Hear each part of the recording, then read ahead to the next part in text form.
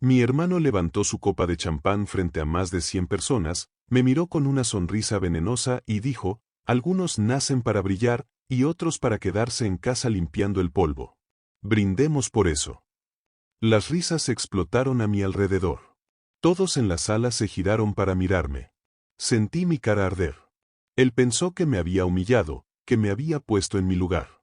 Pero lo que no sabía, era que su mundo de apariencias estaba a punto de derrumbarse. Y que el hombre que limpiaba el polvo, en realidad, era el dueño de la tormenta que se avecinaba. Si alguna vez alguien intentó hacerte sentir pequeño frente a los demás, si intentaron encasillarte en una caja que no te correspondía, quédate. Esta historia te mostrará cómo la paciencia, el silencio y la estrategia pueden convertir la humillación más pública en la justicia poética más dulce. Dale like, suscríbete y cuéntame en los comentarios, ¿qué harías tú si un familiar te ridiculiza en público para sentirse superior? Me llamo Andrés, tengo 32 años, y esta historia comienza, como tantas otras, con la sombra de mi hermano mayor, Julián. Él siempre fue el sol de nuestra familia. El orgullo. El que estudió en la universidad más prestigiosa, el que consiguió el trabajo más brillante en una corporación multinacional, el que vestía trajes caros y se movía en círculos de negocios que para el resto de nosotros eran casi mitológicos. Yo, en cambio, 2 años menor, era la luna. El hermano normal. El que eligió un camino diferente, más discreto, más silencioso. Después de estudiar ingeniería de software, decidí no entrar en el mundo corporativo. Me convertí en programador freelance, trabajando desde una pequeña oficina en mi casa. Durante años, me acostumbré a las comparaciones. En cada cena de Navidad, en cada cumpleaños, el tema era el mismo. Mira qué bien le va a Julián, ya lo han ascendido otra vez. Andrés, deberías aprender de tu hermano, salir más, hacer contactos. Lo que nadie en mi familia sabía, o quizás no quería saber, era que mi pequeña empresa digital, mi trabajo solitario desde casa, facturaba silenciosamente casi el triple que el sueldo de director de mi hermano. Pero yo nunca lo alardeé. No lo necesitaba. Mi trabajo hablaba por sí mismo, aunque solo lo hiciera en el lenguaje binario que ellos no entendían. Yo estaba en paz con mi éxito silencioso. Hasta que él, en su infinita arrogancia, cruzó la última línea. La fiesta de la humillación. Así la llamo ahora. Julián me invitó a su gala corporativa anual. Una de esas fiestas ostentosas que las grandes empresas organizan para autocelebrarse. Alquilan el salón de un hotel de 5 estrellas, hay música de jazz en vivo, canapés con nombres impronunciables y todos compiten por ver quién lleva el reloj más caro. Yo dudé en ir. Odiaba esos ambientes. Algo dentro de mí, una voz de alarma, me decía que no era una buena idea. Pero mi madre insistió. Ve, hijo. Es tu hermano. Tienes que apoyarlo. Que vea que te enorgulleces de él. La ironía. Así que fui. Me puse una camisa sencilla, unos pantalones de vestir. Nada ostentoso. Apenas entré en el salón, sentí el cambio de atmósfera. Era como si hubiera entrado en otro planeta. Un planeta de trajes de miles de dólares, de relojes brillantes, de mujeres con vestidos de gala que te miraban por encima del hombro. Y yo, con mi ropa normal, parecía invisible. Un fantasma en su fiesta de disfraces. Hasta que Julián decidió hacerme visible. Pero de la peor manera posible. Cerca de la medianoche, subió al pequeño escenario. Tomó el micrófono para dar el discurso principal. Habló de los logros de la compañía, de los retos del futuro, de su propio y brillante liderazgo. Y entonces, su mirada se clavó en mí, a través del salón. Esta noche, dijo, su voz resonando con una falsa solemnidad, celebramos los logros. Celebramos a la gente que se atreve a salir al mundo, a competir, a ganar. Pero también, creo que es importante recordar que no todos estamos hechos para eso. Hay quienes prefieren la comodidad del hogar, la seguridad de una vida sin riesgos. Su mirada seguía fija en mí. La gente empezó a girarse, a seguir la dirección de sus ojos. Empecé a sentir un nudo en el estómago. Y eso también está bien, continuó, su voz ahora goteando un veneno dulce. Mi hermano pequeño, Andrés, está aquí esta noche. Algunos no lo conocen. Él es programador. Trabaja desde casa. Una vida tranquila, ¿verdad? Y quiero proponer un brindis por él. Y por todos los que son como él. Levantó su copa de champán. Y con una sonrisa que era pura crueldad, lanzó la estocada final. Porque en este mundo, se necesitan dos tipos de personas.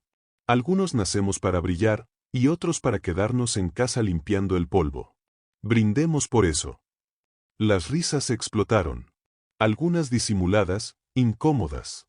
Otras, las de su círculo más cercano, abiertas y crueles.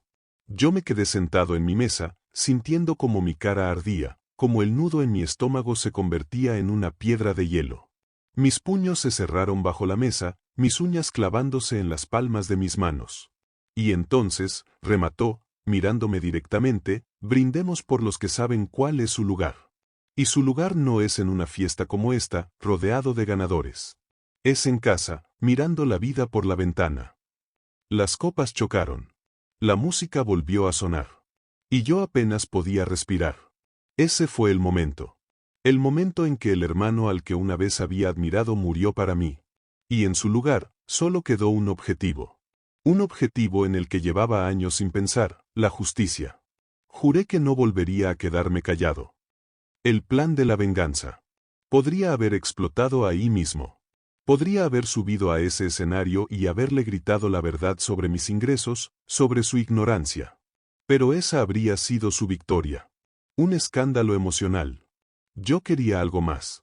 Quería una victoria estratégica. Quería que se cavara su propia tumba, y yo, simplemente, le daría el empujón final. Y el destino, a veces, tiene un sentido del humor exquisito. Lo que Julián no sabía, en su infinita arrogancia, era que su empresa, la que tanto presumía, estaba en la fase final de negociación para un acuerdo millonario con una firma de tecnología de Singapur.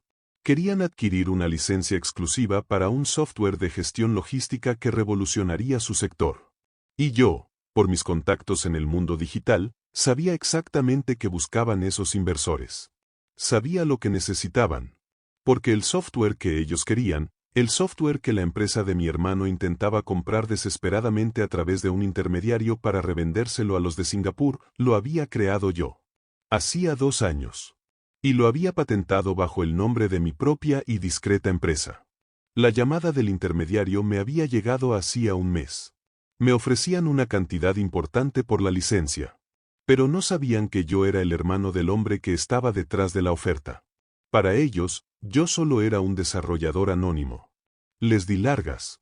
Les dije que estaba considerando otras ofertas. Mientras Julián me humillaba en su fiesta, exhibiéndome como un fracasado, yo ya estaba en negociaciones directas y secretas con los mismos inversores de Singapur. No solo eso. Les ofrecí un trato directo. Sin intermediarios. Un precio mejor. Y, sobre todo, una asociación estratégica con el cerebro detrás del software, no con una corporación de trajeados que solo quería revenderlo. Les mostré los números, las proyecciones, mi visión de futuro para el producto. Ellos, como buenos empresarios, vieron la oportunidad. Y aceptaron. Firmamos un preacuerdo confidencial. Julián aún no sabía nada de esto. Para él, el trato estaba casi cerrado. Y su humillación hacia mí en la fiesta fue, probablemente, la última gota de su arrogancia antes de su gran triunfo. El día del derrumbe. Una semana después de la fiesta, Julián convocó una junta extraordinaria del Consejo de Administración. Estaba eufórico. Filtró a la prensa económica que ese día anunciaría una fusión millonaria que consolidaría el legado de la compañía y su propia carrera. Mis padres estaban allí, invitados de honor, sentados en la primera fila, rebosantes de orgullo por su hijo triunfador. Yo también fui. Me invitó el representante de los inversores de Singapur, como parte interesada. Me senté en silencio, al fondo de la sala. Julián subió al estrado. Irradiaba éxito.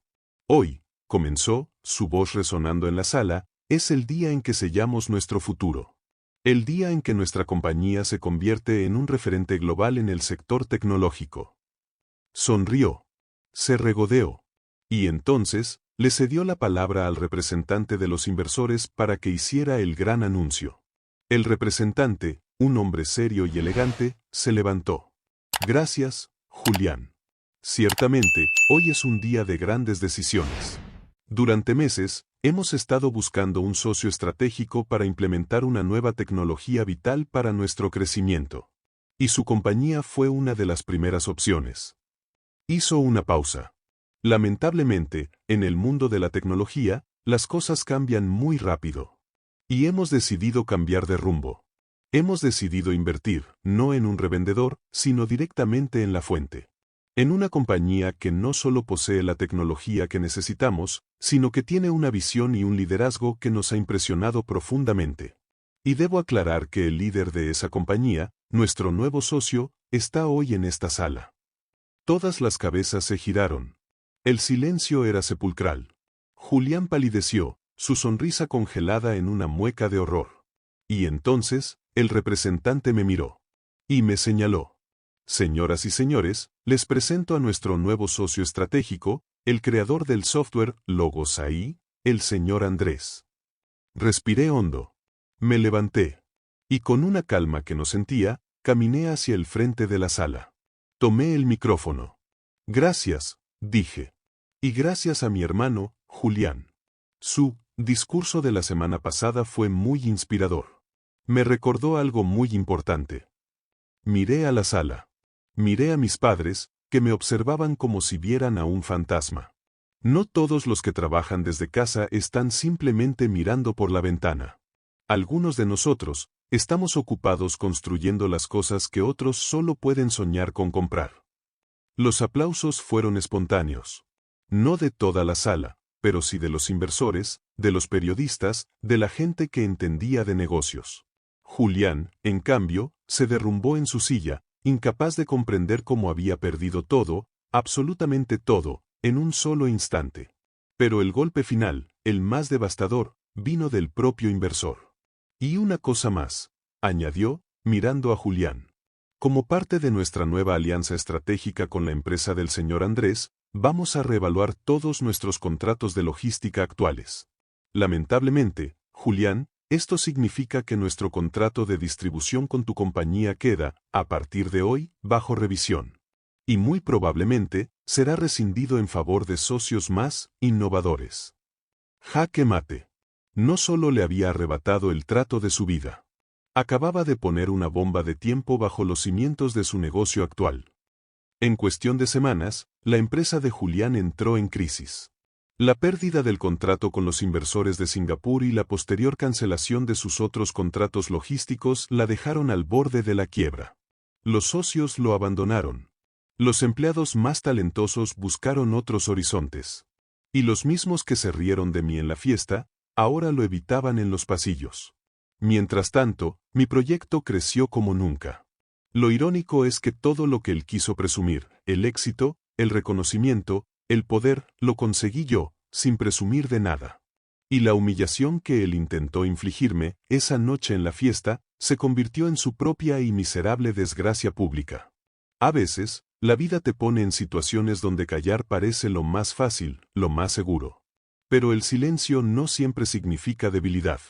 A veces, significa que estás observando, que estás aprendiendo, que estás esperando el momento exacto para demostrar de qué estás hecho. La verdadera venganza no es gritar más fuerte.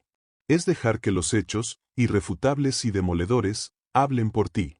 Y ahora te pregunto, ¿alguna vez alguien intentó hacerte sentir menos y terminó pagando caro por ello? Escríbelo en los comentarios, me encantaría leer tu historia. Dale like si disfrutaste esta venganza, compártelo con alguien que necesite inspiración y suscríbete para más relatos donde la justicia se cumple de manera poética, brutal, sobre todo, muy, muy satisfactoria.